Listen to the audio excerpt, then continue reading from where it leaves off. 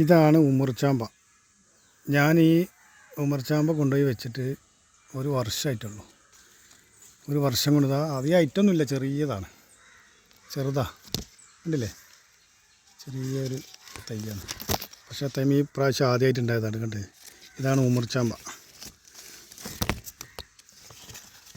നല്ല മധുരമുള്ള ചാമ്പ എന്നാണ് പറഞ്ഞത്. ഞാൻ ടേസ്റ്റ് ചെയ്തിട്ടില്ല, ടേസ്റ്റ് ചെയ്യാൻ ആദ്യമായിട്ടുണ്ടായതാണല്ലോ.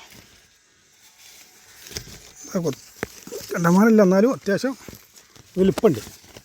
അതാ കണ്ടില്ലേ, കാണാൻ നല്ല ഭംഗിയാണ്. ഇതുപോലെ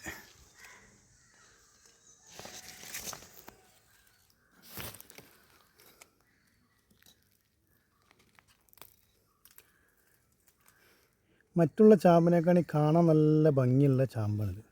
നല്ല മധുരം ഉണ്ടാവും എന്നാണ് പറഞ്ഞത്. അപ്പോൾ നമുക്കിതൊക്കെ ഒന്ന് ടേസ്റ്റ് ചെയ്യണത് ആദ്യമായിട്ടുണ്ടായതാണല്ലോ.